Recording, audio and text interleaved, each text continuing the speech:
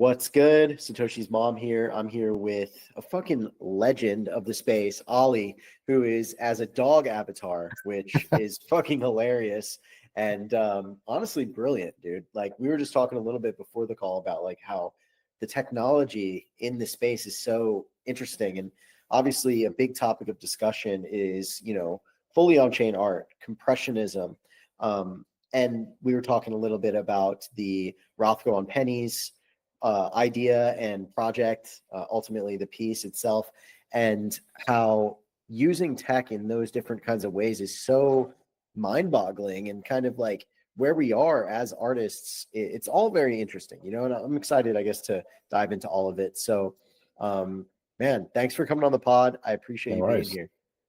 All good. Yeah, looking forward to it. Yeah.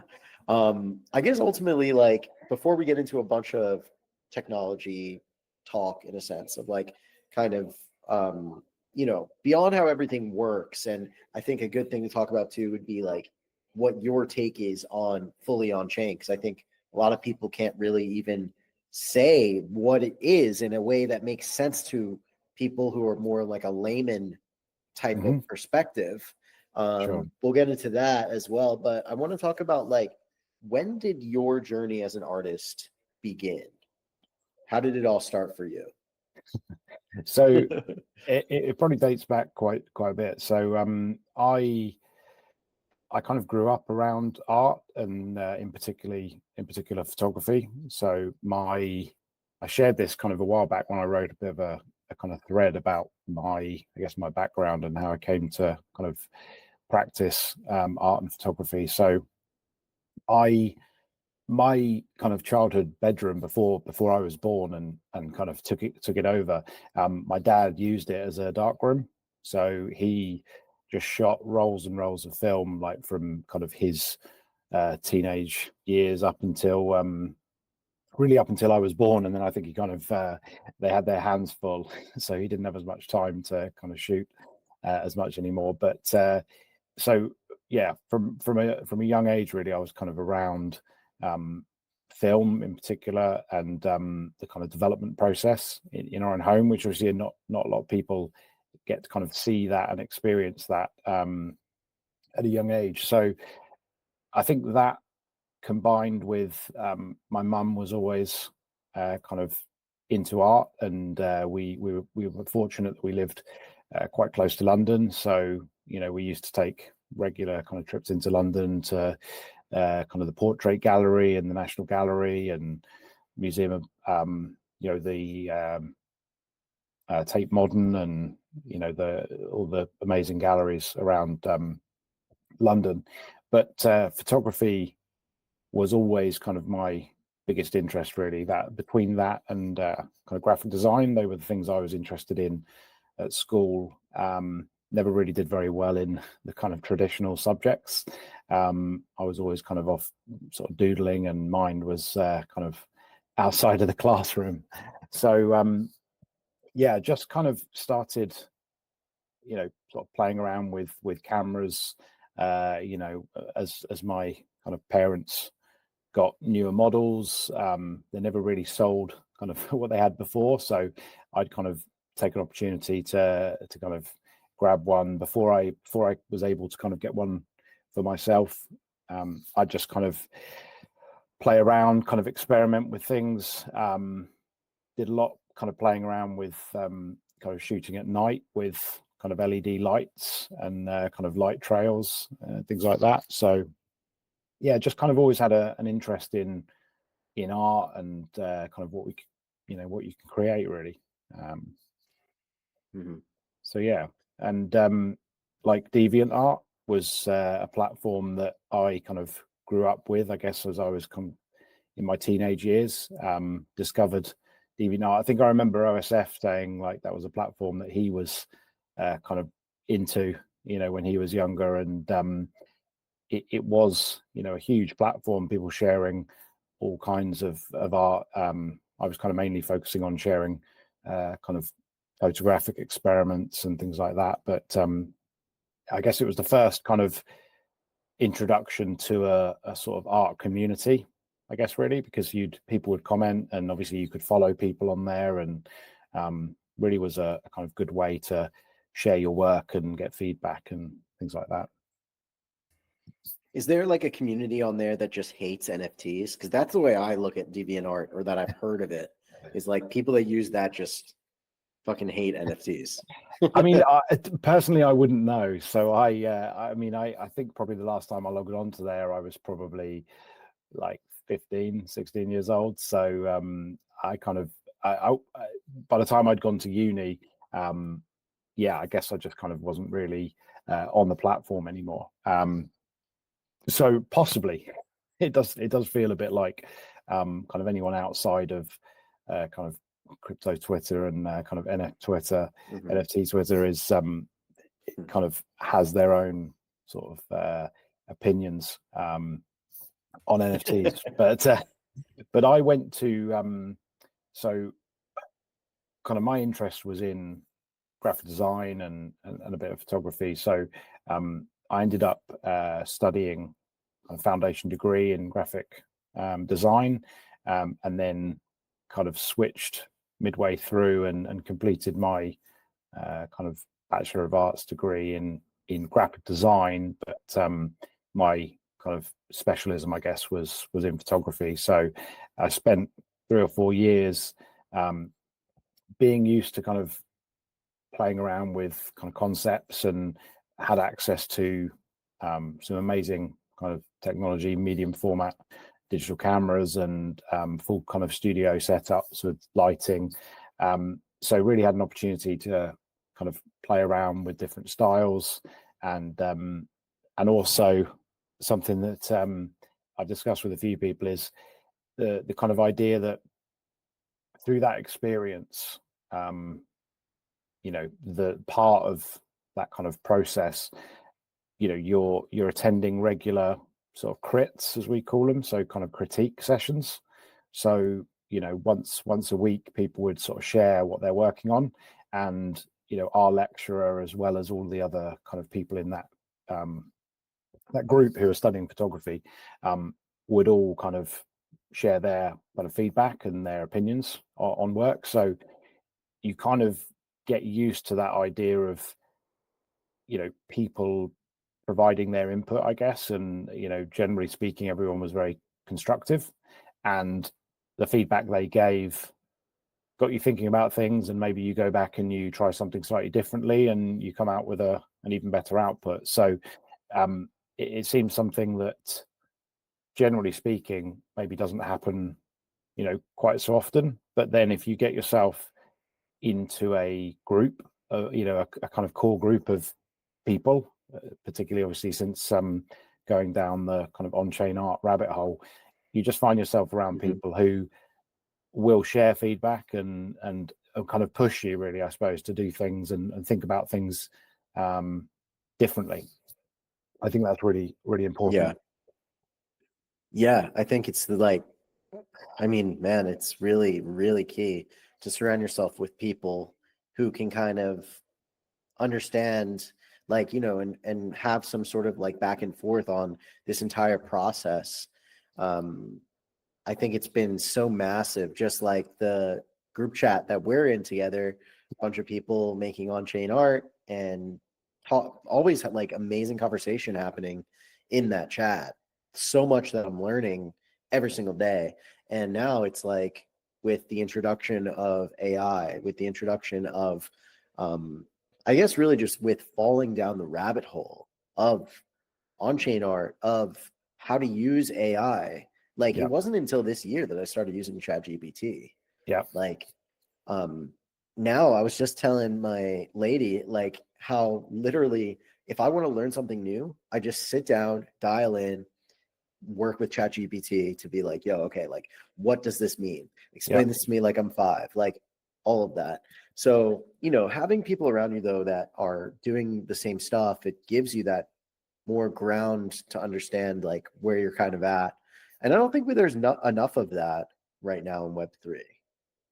I definitely agree. I think it really kind of helps you think more broadly about things. I guess you can end up in your own kind of bubble, and your kind of mindset on what you're doing. But those groups, I mean, a lot of what's talked about, especially with the true kind of developers in the group, some of the things they talk about are, I'd need ChatGPT to try and explain it to me in layman's terms. I've tried many times to learn like JavaScript or some kind of coding language, but I just, it doesn't take long before I'm just like, no, I'll just appreciate what other people can do with it. And I mean, now obviously, like you say, with things like ChatGPT, you can use it. Like I was kind of playing around, trying to just kind of take my photography work and kind of add a different sort of spin on it, and had some help kind of initially, but then once you've got the kind of core code, and even if you don't, ChatGPT and other sort of AI platforms are generally pretty good at giving you something that will work, and obviously you can kind of iterate and give it feedback, and it will kind of adjust things. It depends. Yeah, it's hit and miss. It's hit and miss for sure. I literally was working with ChatGPT when I was first figuring out how to turn my art into an SVG. Yeah, I literally was giving ChatGPT GIFs, and I was like, turn this into an SVG. And it just, dude, I was sitting there literally for like hours, like 2 hours, going back and forth. I hit the limit on the chat where ChatGPT is like, yo, like you can't go more. Like, it's because it just would break it. It wasn't able to do that because there's more logic involved. Yeah, and I think that's where it's really going to become kind of an art form in a way, to be able to kind of construct prompts and kind of ask things in the right way that get, because you see it with art that people generate through AI. I feel like you can tell when people have kind of really pushed their own style into it. It's not just a kind of basic prompt that comes back with something. They've put their own ideas of the kind of aesthetic qualities that they want to see kind of produced or reproduced in the work. And yeah, I guess in that example, it's like you have to ask things in the right way, because if you would have said, help me write some code that will turn a PNG file into an SVG file, it would probably get relatively close at something that might work. But like, it's just a learning curve, right? And it's the speed at which things are developing is just mind-blowing. The skill set now is, to me, like being able to know how to tell the AI what you want in order to get the result as fast as possible. That is a skill set. Like the skill set of coding, I think, the more you understand it, the more you can be like a super giga chad coder with AI. But like not understanding coding really at all, I don't have a background in it. And I am probably like a 1 out of 10, literally, at that skill set. But give me the AI and I become like way more proficient, because I tell it the outcome that I want and then I iterate with it until I get it dialed in.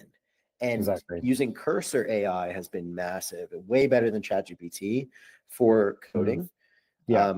It just turns you into this like wizard once you know how to use it. It's crazy. And I don't even know anything about the code, but I can tell it like, hey, this is exactly what I'm looking for. And that's another skill set, Sure. Yeah.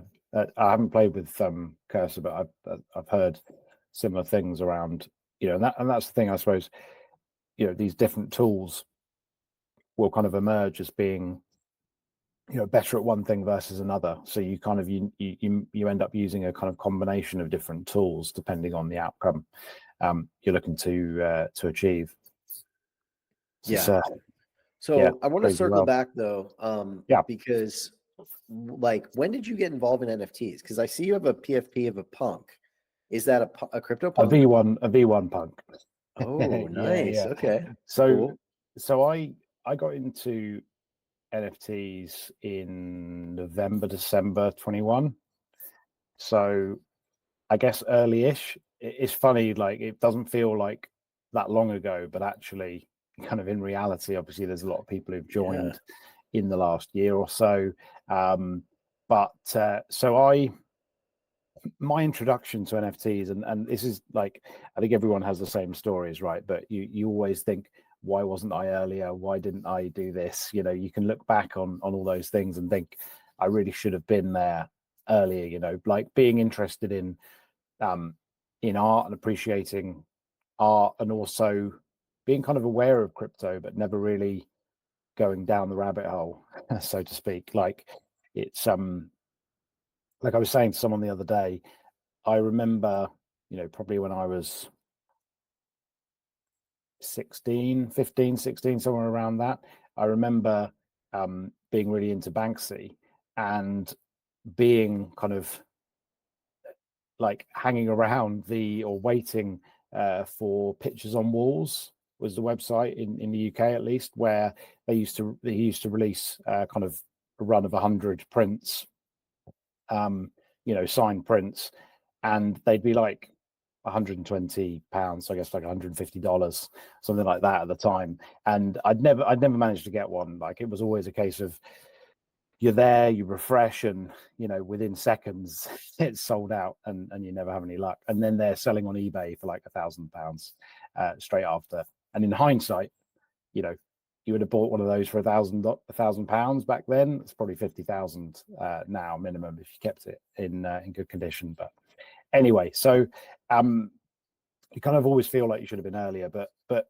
in reality, you know, I felt like I joined at quite an interesting time. So I was kind of into sneakers, as you know, sneakers, trainers, and so I had like the Adidas app on my phone, Adidas Confirmed, where they released the kind of limited edition releases. And one day I was just sitting there kind of working, and got a notification on my phone, and kind of looked down, and it was from the Adidas app. And it was saying about, you know, follow us into the metaverse. And basically it just said, put your email address in and we'll send you something, like we're going on this journey, blah, blah, blah. And so I put my email address in, and eventually it turned out it was what they emailed you was the Adidas first kind of PO app. So they eventually obviously came in with a load of other kind of groups within the space to launch into the metaverse.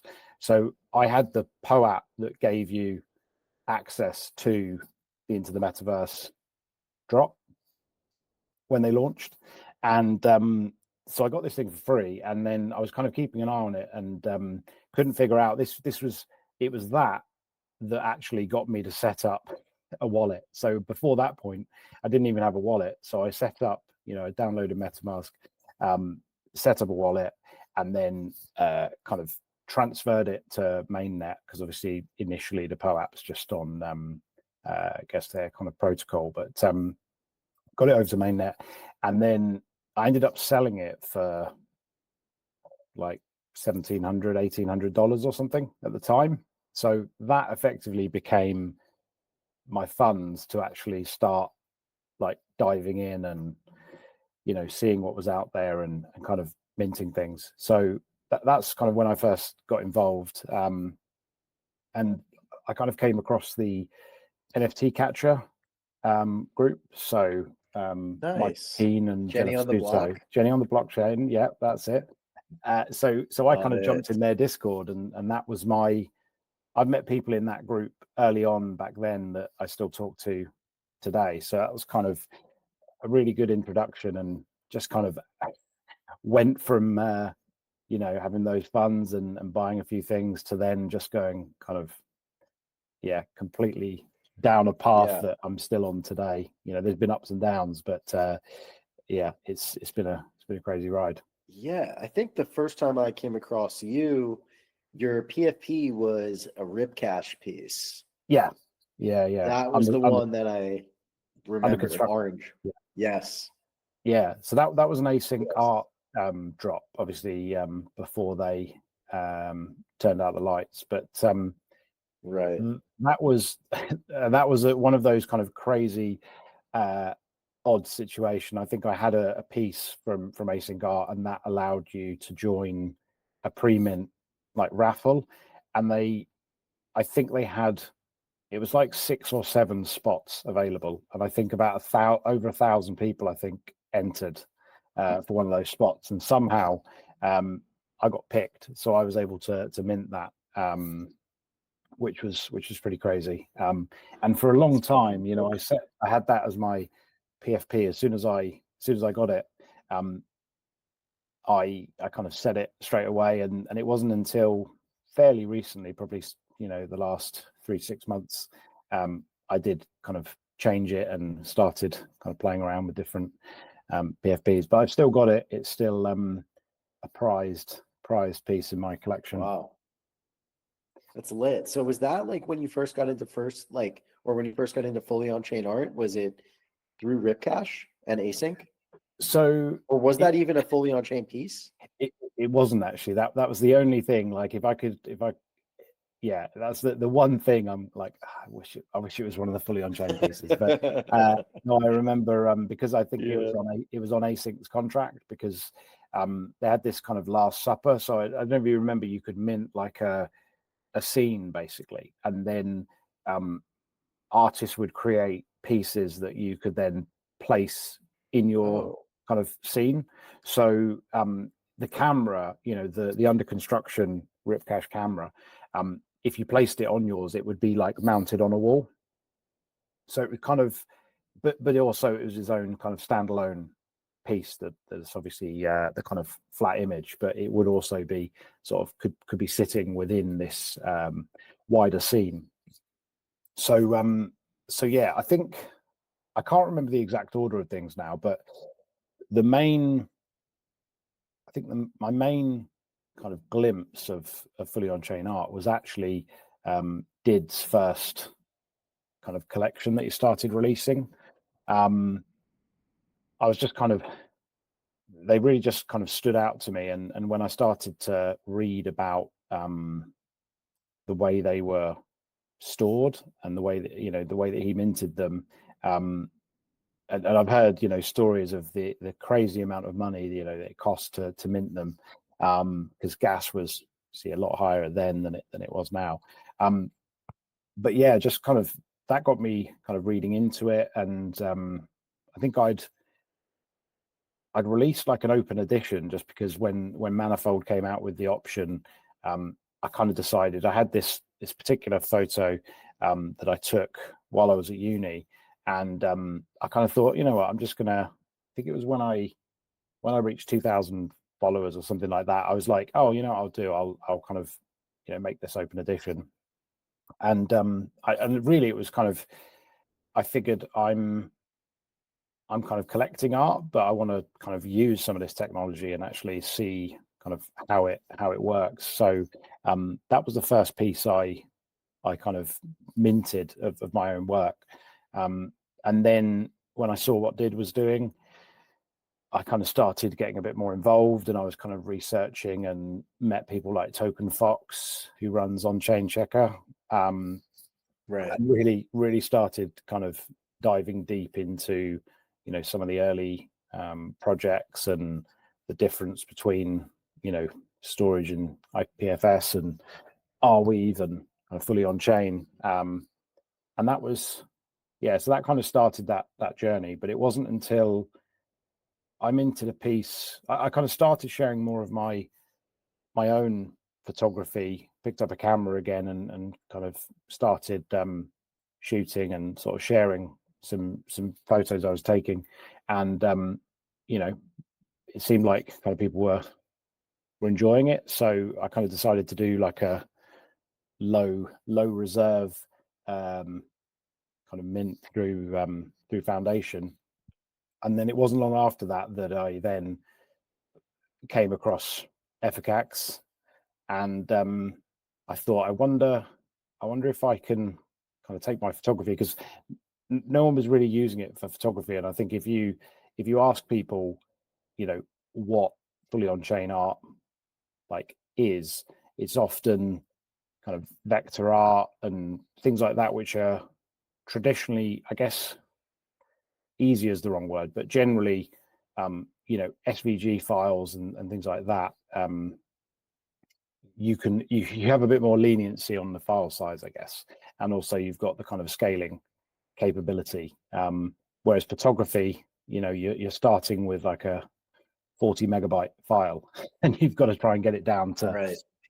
Ideally under 50 kilobytes if you want something that you could actually feasibly mint on chain. So that just kind of started that journey for me, really, in terms of trying to see how I could take my photography and translate it into something that was just kind of kept the general kind of aesthetics and vibe of the image, but while limiting the size to something that I could actually afford to mint on chain. Right. So I want to ask, what about fully on-chain art is interesting to you, and how would you explain it to somebody? Good question. So I think, like I shared something a little while back that I was just kind of sort of just came into my mind, and I think other people had kind of referenced it before, but it's like the equivalent of kind of carving something out of stone, or kind of etchings in kind of cave walls and things. It's the difference really is that you're embedding your art into the blockchain, the technology that kind of drew us here in the first place. So the idea that it will last, a piece that's minted fully on chain will last as long as there's a single node still running in the Ethereum network, or obviously on other chains if that's where you've minted things. But I guess the main thing would be, and one of the biggest, I guess, kind of challenges that people have, and something we see often, is when we talk about fully on chain art, people's kind of feedback is, well, that doesn't work for what I do. Particular cases being kind of 3D animation. That's obviously, you're working with a lot of kind of factors there to try and kind of get to a point where you might be able to mint something on chain. But for me, it's about kind of permanence and about trying to ensure that what you put out in terms of artwork has the best chance of surviving. It's kind of pure in form, that it's stored within the token itself. So we often mention about the fact that if you minted through, I think, kind of Foundation directly, or even I think Super Rare at the moment, that stores those files on IPFS, which is a decentralized storage solution. But there's been obviously a lot of kind of news lately with Known Origin announcing that they're closing down, and the sheer amount of artwork that has a dependency is stored in IPFS, and someone has to pay the fees to link the token to the actual artwork that's stored in IPFS. So there's none of those challenges with fully on-chain art. Obviously, there's various levels. Why? Because essentially everything within the token that's needed to reproduce that artwork is stored within the token itself. So you can you could open that when you go into an artwork on OpenSea or wherever you're kind of viewing it, it's got everything it needs kind of to render that artwork within the token itself. So it's not dependent on kind of calling something external to actually present to you the artwork. So essentially for the photography, for the work that I do, essentially the way I kind of explain it is, what that kind of minting process is doing is it's taking an image file and it's effectively turning it into ones and zeros. It's turning it into what's known as base 64 code, which is an extremely long string of characters that effectively represents the image and allows it to be rendered in a browser, and it's storing that within the kind of core of the token itself. So Okay, that's essentially the essence. nice. Well And I would be the first to admit that I'm definitely not the expert. So I try and explain. There's the things the people best I listening. They're can. like, actually, that's not the way it works. No, Exactly. that is the way it works. I never profess to be the expert. I mean, There's dude, people way smarter than me takes that explain it. it takes balls to explain it, because you know for a fact that as soon as you do, there's going to be like, well, actually, that's not true because this, that, and this. And like, I was trying to type out an explanation of what it is, and I ended up just deleting it because I was like, no, this might be wrong. Like, I don't know. But what I do know is this. So this is how I explained it to my girlfriend like last night, and it just clicked for her. Yeah. So I showed her the artwork that I'm putting into Immutable today. Mm-hmm. And I was like, the reason that this is cool is because you literally could look at this artwork on your computer. It's literally just code.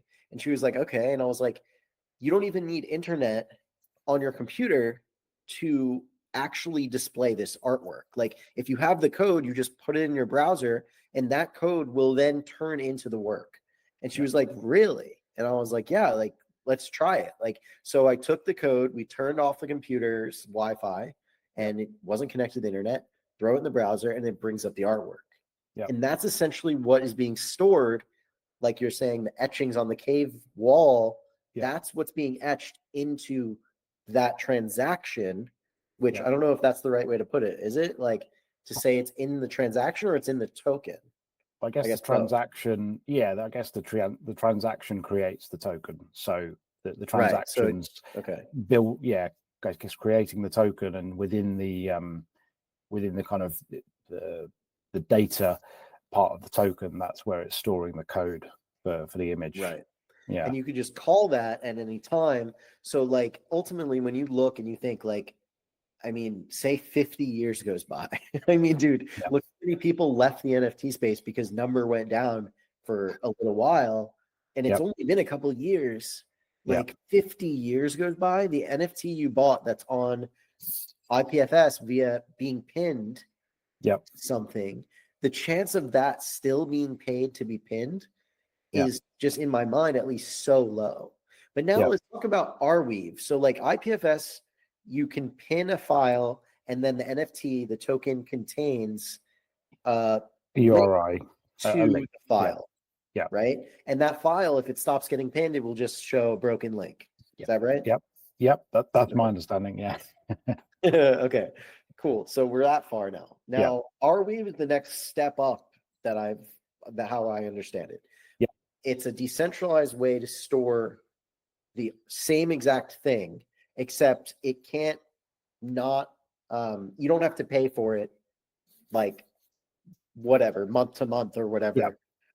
So how does that work, and why is that less permanent? Do you know, or like what would you say? I mean, that's the order I go by in terms of kind of fully on chain, and then Arweave's probably the second best kind of solution in terms of I guess longevity, and then IPFS, and Arweave is a blockchain, is kind of interesting what's been explained to me, or at least what I've kind of read in kind of looking at the information about it. But effectively, you imagine it's what you're doing is you've got the token on mainnet Ethereum, and you're pointing to the image, and the image is essentially just stored on another blockchain. So it's, as I understand it, is more decentralized than IPFS. But again, the challenge becomes, and I guess what, where I've kind of focused on, I mint my on-chain art on mainnet Ethereum, and I do ordinals as well. So Ethereum and Bitcoin, the two, most dominant, most likely to outlast everything else in terms of kind of providing permanence and kind of longevity for your art. So, but essentially, Arweave, you're pointing to, the kind of image code on or the image file that's stored on another blockchain. So it's still incentivized. My saying is the cost of storing it there is effectively covered by the incentives to one-time blockchain running effectively. So is it just like if validators stop doing that part of the equation, the blockchain will just die ultimately? I believe so. Because obviously it requires compute power. Well, I mean, if in theory, if everyone stopped running Ethereum nodes, there'd be no more Ethereum. Right. But then the way that it's designed is that people would, because there's an incentive structure, arbitrage opportunity if nobody else was doing it. Of course. Then, yeah. So that's how that would work. So it's ultimately very ironclad. Like ETH is gonna be like, I look at ETH as the way that the internet will exist in the future. Like Zora, for example, is like, okay, like if you're instead of liking something, it's like you're liking something on Instagram. On Zora, you're minting it. Yeah. Like I think that looking further down the line, all of this stuff kind of would be happening on an L2 or an L3 or whatever, or an L69. I don't even know what, I don't know much about L3s and stuff, but ultimately, like in a way that's so low cost that it's like a millionth of a penny or whatever, and it could be feasibly maintained. That's like so far down the line where everything is built on blockchain, everything's verified on blockchain. It's like the whole internet will be on blockchain because it's a better way to keep track of stuff via a ledger. And now in the current place of the internet, it's like, it's not that way. Things are not trackable in that same way, to my understanding. And I'm not very techie. But likewise. But yeah, it's interesting though. So, yeah. That's my understanding. I mean, it was interesting seeing obviously some of the big companies, I guess, examples like Nike. Obviously Nike are still going, at least with the dot swoosh, so they're still kind of pursuing things. Starbucks seem to have a go, kind of play around, see what happens, but then obviously eventually they decided that they weren't going to continue funding it. I guess it must have been costing more than it was making them, so they kind of made the decision to sort of close things down. But it's at least good to see some of these companies exploring what's possible and just trying things out, really, I guess. So it'll be interesting to see. I remember seeing a lot about if I remember rightly, a state was putting all of the driving licenses, or there's some kind of identification documents. Might be in California. I'm not sure if it is, but yeah, I remember it was somewhere in the States. We're looking into it. So, this idea that in the future it's like you could have an identity record, and that's where you keep all of the things you earn or you kind of accrue in terms of certifications and achievements and whatever else, and other kind of documents that you might be important to kind of maintain, and they're tied to you as an individual. The idea that you could have that all kind of stored on the blockchain, and anywhere you go, you effectively kind of sign, with your wallet, and it can verify any of your things that you have. And you've said you've got, I don't know, a degree from Harvard. Well, you can kind of sign it to prove, and that's, that had to have been signed by, the institution itself. to verify that that was issued Right. to that person. So there's crazy, the potential for application of technology is kind of crazy, really. So yeah, I completely agree. Like, we're at a very interesting time. It's like the early times of art on blockchain, like Yep. of the blockchain being used for stuff. Like, one of the first usages was, art ultimately, like name coins, right? Like, just being able to associate something to a token other than a number Yeah. that's a value. Like, so I think that we are really in the beginning. And when you do look at it from the perspective of like, look, like if I'm buying a fully on-chain piece, I know that it will exist forever just simply because the art itself is there. It's not dependent on hopefully some other place will Yeah. keep paying for it. So it adds more of this like weight to the Yeah. work. And then now let's talk a little bit about like compressionism. So you actually came up with the definition of it in a sense. Wow. Like you came up with it like just, but you came up with this word, like not the word compressionism, but what I'm trying to say is you came up with this way of explaining it that has caught on, and it actually comes up when you search it on Google. Yeah, that was kind of crazy. Pretty Yeah, sick. I mean, the funny thing is that when I shared that was, I mean, I mentioned before the call, I'm dyslexic, so I often kind of struggle sometimes with reading and in some ways kind of articulating kind of my thoughts or kind of about certain topics, and that kind of explanation was kind of initially came from playing around with ChatGPT, and I basically kind of explained in rough terms my thoughts on what people are doing in the space in terms of kind of trying to compress their work, but kind of essentially maintain the kind of quality and what made. Oh, are you? I was wondering what that was. Yeah, so that's kind of where it came from. So I was kind of going back and forth, and it was putting into words what I was trying to explain, I guess, and kind of what was in my mind in terms of what it feels like people are kind of exploring. And I shared it, and slowly but surely it's kind of been shared quite a lot, 23,500 views now. It's been bookmarked, and lots of people have kind of shared it, and it kind of goes in waves as well. Like when I first shared it, it started, I guess the kind of momentum started building, and then every now and then it's like one person will share it, and then all of a sudden it'll start getting shared a lot more, and there'll be retweets, and people will be reposts, and people will be kind of commenting and sharing their thoughts on it.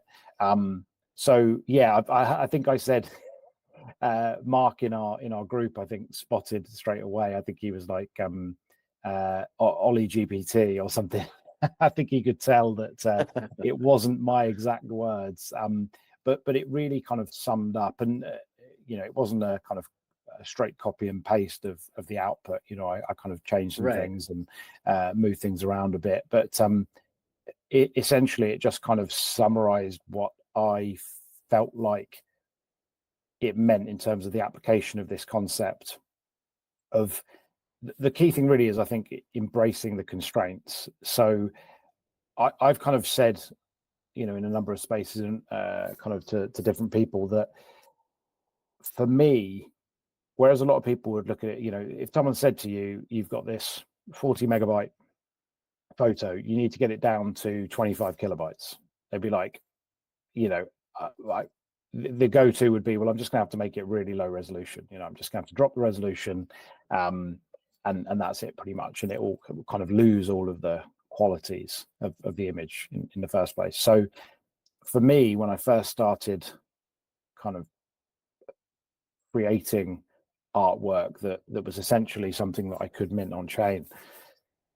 I found it quite kind of eye-opening, really, and it sort of forced me to look at it from different angles. So you really had to pay attention to how many colors you used, and really one of the key things has been the actual content of the image itself.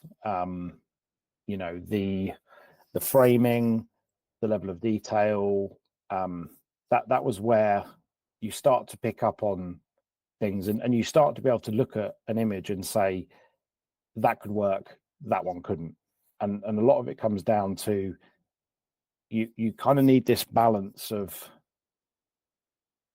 kind of detail, but also you need some kind of sparse areas that kind of one or two colors, pretty flat. It's not going to take up a lot of file size. So obviously, the more detailed an image is, it ends up having a big impact on realistically how kind of small the file you can get without having to basically just reduce the resolution to nothing. So when I first started creating pieces, so Harmony at the Horizon was the first piece I released. So that was in July 2022. Was it? I've even lost track myself now. I'm like, I trying to go back and remember. So yeah, it was it was then. Oh no, sorry, it was last year, so 2023. And it was, yeah, it was a really kind of crazy moment, really, because people weren't really. I kind of looked at what people were doing on chain, and there wasn't a huge amount of photography that was being kind of done in that way. So I kind of decided to sort of push myself to see what I could do, and I decided when I minted that piece that I would mint it, I'd list it effectively at the cost, what it cost me to mint it, and if it sold, great. I've got the funds back effectively. I can then go and mint the next one. I kind of never started out with this idea that, I'm going to make loads of money and, whatever. It was, I kind of wanted to push myself to see what I could create in that space. And if people vibed with it and someone wanted to collect it, then that was just, a great thing. So, I was fortunate that piece was collected, and it allowed me to then go on and kind of continue minting work on chain, really. And that's continued to this day. Obviously, we've got our drop tonight in about an hour. Nice. Yep. It's time. So yeah, it's crazy. So crazy time. Yeah. So like, what do you think is the future for fully on-chain art? Like, what's the next level? What is like the mission of it all? Oh, it's a big question. Honestly, I don't really know. Like, I think it's funny because this is like one of the things that's talked about, I think probably guaranteed multiple times a day in the group chat that we're both in. Someone will say about gas, right? It's like, oh man, like, it was, we've got this kind of target in our heads in terms of when it gets to that level, like it's on. Like if you've got some work ready, like that's the target, to kind of start the process. Mm-hmm. So I think for me, the interesting thing is that it feels like we've got a window to take advantage of how things are in terms of gas is relatively low. Okay, it's not like one way like it was a little while back when a lot of us were taking advantage of minting everything we had ready. You take advantage of the conditions, but now, as things get busier, blockchain adoption increases, there's more people, the network's busier, there's going to come a time when it's just not feasible in any way. Right. It used to be that way.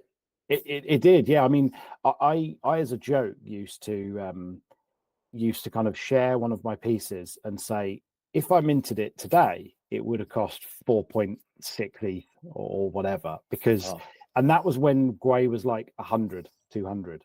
And that's, you know, we've seen way higher than that, you know, in the, you know, in the top of the bull market, you know, 300, 400 Gwei would just be common. You know, you'd pay, you know, you'd pay $50 to transfer something. It's just it was crazy. just normal. I mean, like when the NFT market was just going crazy, it wasn't an issue. Gas was the cost that it was just factored into the total cost. What you're paying. So exactly. if you're buying something for 3 ETH, the fee's $250. You bought it for 3 ETH plus $250. Like it wasn't even a question. And like when you look at how much money you spent on gas, and it's like, wow, like it's best not to. Yeah. Literally, but like at the same time though, I don't feel like I lost that money to gas. I just think of it as the purchase, like the cost of the purchase. But it would be crazy if you didn't spend that, you would technically have that much more money, I guess. So it's like interesting because I literally I spent a lot of money on gas, and I never thought about it. It's just because I was doing a lot of NFT trading and a lot of volume.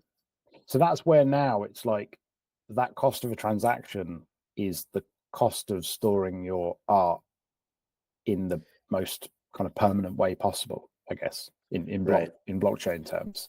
So, you know, that's why. So and actually I'm kind of now did as sort of he's teased the latest piece he's got with the drop. Obviously was, I think he said 210 kilobytes. So he's got a way to effectively mint it in 2 transactions effectively and kind of bring the, you know, merge the 2 together. So I'm gonna have to chat with him and see how I can kind of take advantage of that. I mean, dude, that's one way. And then also he said base. I mean, base is not ETH, it's an L2, but you know, I think it's worth exploring in a sense of like putting on-chain works on chain on base, because it's like on-chain kind of. And like obviously you'd definitely be able to do it cheaper, but also it would still be stored in bytecode and exactly the same way. So I don't know. I mean, like he said, you can do double the size. So it's like you could technically do like a 200 something kilobyte file, and the cost to do it's going to be very, very cheap versus what it would be. Exactly. And I think the idea that you can, I think it's a really good opportunity to kind of play around with things. Obviously, a lot of people will, you know, and tools like Efficax allow you to, you know, mint on testnet as well. So if you want to practice before you you submit and you pay, you know, a lot of, you know, potentially a lot of money to mint something, you can use that as an opportunity to kind of test things out and make sure that, especially if you're doing something new, you know, you don't want to go straight to minting it on mainnet. So I think that there's opportunities there in terms of exploring. For me, I haven't minted anything on chain on base, or I think someone produced something so you can do it on Tezos, and I think there's a way to do it on Solana as well. But for me, it's just not something I've really kind of thought too much about. I think for me, it's just Ethereum and, you know, Bitcoin ordinals has been the kind of 2 places where I would kind of do that. I've minted some stuff on some of my photography on Solana, but that was just kind of exploring a way of, you know, sharing some of my, I guess, kind of traditional photography, not dithered, not, you know, 50 kilobyte files, in a way that people can collect, but it not be on Ethereum, where the only work I really mint is fully on chain now. But yeah, I think so going back to the point, I think there's going to come a point where it may not be, you know, even if you can get even if some of the guys in the group, guys and girls, will get down to 4 or 5 kilobytes, whatever, that can still cost $20-$30. So, and that's when GWI is low. So if 200 GWI becomes the normal, that's like the new low, even that's going to be hundreds of dollars. So it will mean that the way I kind of see it is that it will increase the value of the work that is already stored fully on chain, because someone's already committed to that and they've gone to the effort of doing that. And now, if you had to do the same thing today, it would be $1,000 or whatever it might be. And that for me is one of the, aside from the permanence, the idea of permanence, is the fact that you really have to think long and hard about clicking approve, right, and submitting that transaction, because you're not going to get those funds back. And if you make a mistake, or you kind of you mint something and then you look back and say, it really wasn't my best work, and I wish I hadn't done that, your only option is to burn it. And by that point you've already spent possibly hundreds of dollars to kind of mint it in the first place. So it feels like, when you look at what's been minted on chain, I mean, you can do it, right? You can go to the Efficax contract and you can look through and you can see all the mints, and you can go and view what people have minted. In the grand scheme of things, in comparison to the amount of stuff that's minted, even just on mainnet, right, through and stored on Arweave or IPFS, there's very little artwork that's minted in that way. So you do just have to think kind of long and hard about whether you want to do it. And I appreciate that for some people the costs are just completely prohibitive. Even when gas is low, $20 to mint something when you could mint something via Arweave for $2.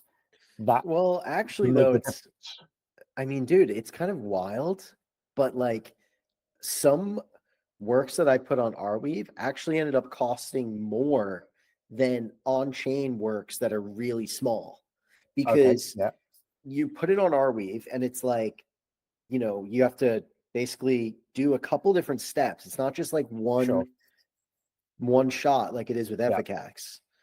And it ends up costing like $60, $70 by the time that I've minted it, listed it, approved the contract, whatever. With the Efficax, like on Chainway, it's just one transaction.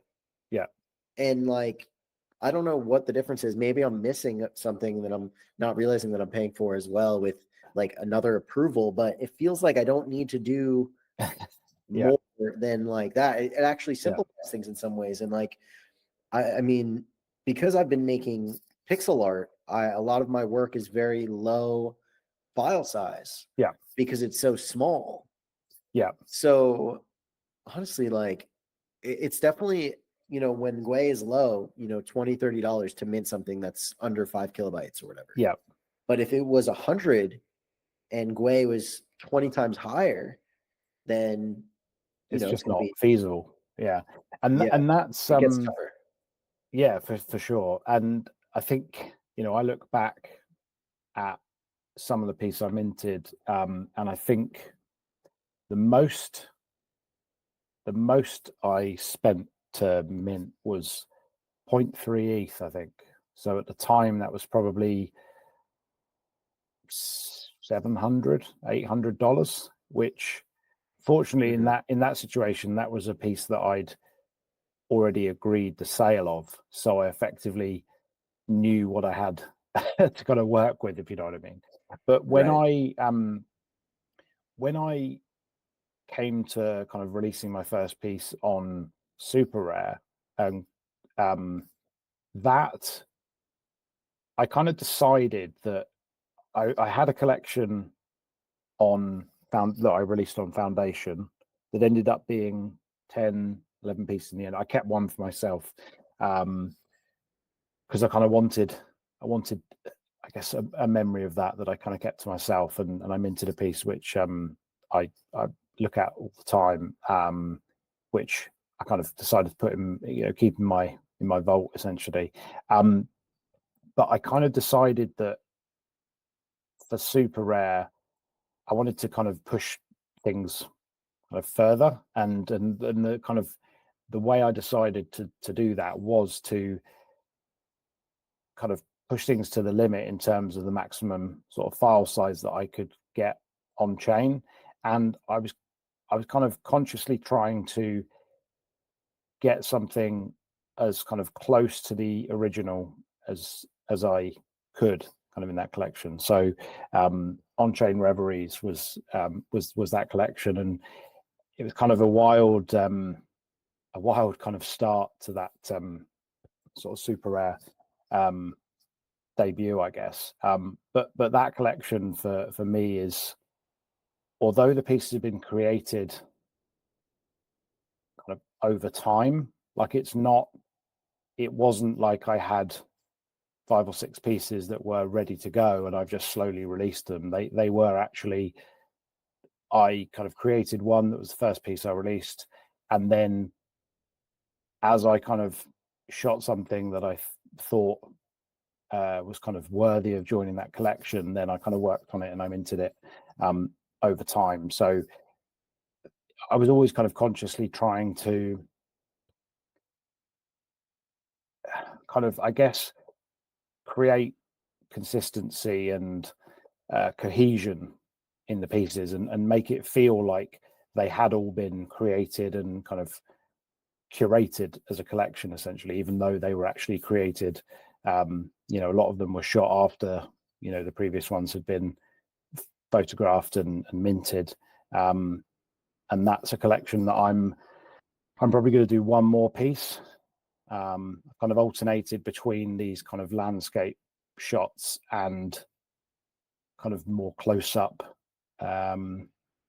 pieces. So the last piece, I think, will be a final kind of landscape shot that joins that collection, and then I'm kind of keen to move on. I've always felt like I kind of like the idea of having a relatively small sort of series of work, at least for photography. So I kind of, sometimes it just feels like it's sort of the right time to bring it to a close and kind of move on to something new, basically. Nice. So like I know we're a little bit over the hour. I want to make sure timing is good. Sure. I do have a hard stop coming soon, unfortunately. Because I want to, like, while with the time we have left, I want to ask you, like, what are you working on now? Like, I know you mentioned the prints that you're doing with Gamma, but like, are you working on any like long form projects? Is that something you would ever do? Are you ever considering doing like coding your own contracts, launching like 500 piece collection, or generative works, or anything like that? Yeah. So in terms of things I'm working on at the moment, I've been kind of playing around with introducing some kind of code. So using a combination of, an image in sort of base64, but then embedding it into an HTML file and introducing kind of random kind of glitch. So I shared a kind of preview a little while back. Right. Azerty Betamax actually kind of helped me initially with some code, and then I kind of embedded my image into that. So that's something in its kind of early days, really just kind of experimenting. But I did kind of mint that on. I minted it on testnet just to see how it kind of comes out, and it looked pretty good. There's a lot of work and refinement left to do on that, but that's something I'm kind of working on. I don't know, that might be kind of one-off. I've got this sort of experimental contract, I've called it, for just things that don't quite fit with my broader kind of collections or series. So I may possibly kind of release something in that. I did also start playing around with this idea of generative art formed from bits of photography. So the idea of having kind of a number of sort of background images and possibly some buildings and basically kind of create objects, kind of assets that could then be randomly compiled and put together into a kind of standalone image using some kind of generative code.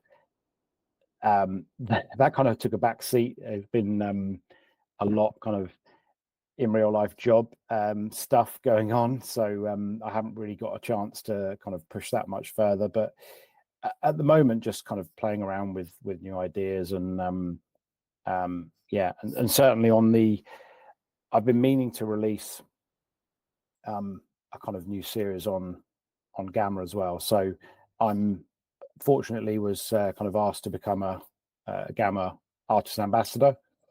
So myself and three others are kind of there to help, mainly kind of Gamma partner artists, but also kind of other artists as well who are looking to kind of explore the world of ordinals. And my particular kind of area for that is helping people with compression, trying to get something to a point where they can they can inscribe it on Bitcoin. So that's been a fun journey, and I've been kind of working in the background on a new kind of small series of one-of-one pieces to release there as well. So hopefully before the year ends, but we'll see if I can get everything finalized. But Nice. That's been great to be That'll be involved with dope as well.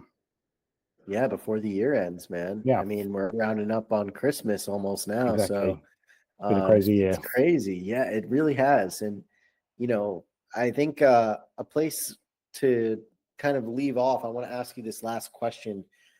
Do you think that we are writing history right now, like 20, 30, 40, 50, 60 years from now? Will this era of art be in history books? It's a big one, a big one to close this out. I would like to think so. You can always be. I'm an optimistic person, right? So I think that it's so early and it's so difficult to kind of tell what the future holds.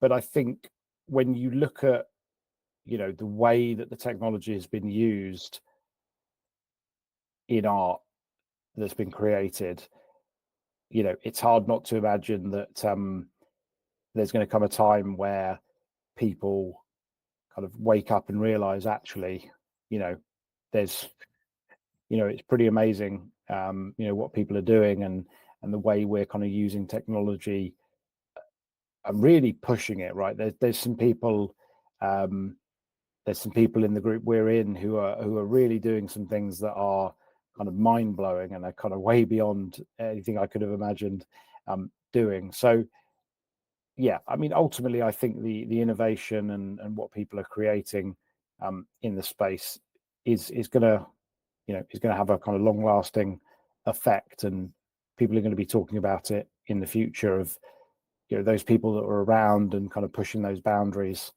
early on. And I think it's still early, so there's plenty of opportunity to kind of make a name for yourself and cement yourself in the future of art on blockchain. Yeah, I agree. I think that it's very early, and ultimately any artists, any person who's like, look, I want to be an artist, or person who's like, I've always created stuff, I want to get involved in blockchain art and crypto art. Like, I think that it's so early that anybody could do anything right now. And there's so many things we haven't seen yet, so many boundaries that haven't been pushed yet. And I think that's why it's communities like the group chat that both of us are in with a bunch of on-chain artists, and communities like Pushers, literally pushing the boundaries of what is possible and literally writing that history. It's very fascinating. It's really cool to see, and it's awesome to be a part of.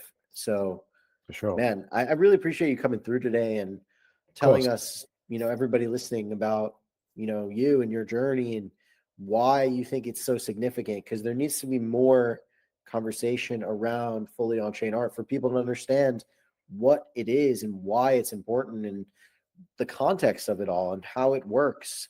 And I hope that this conversation can have opened up some people's mind and let people understand more about how this entire thing has come to be.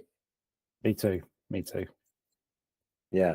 Well, man, thanks again for coming through. I appreciate you, Ollie. No worries. And You too. much love, man. I'm stoked to see what you do next. You too, man. Thanks, man. All right, brother. I'll wrap this one. Talk Catch to you you later, soon. man. See you later. Peace.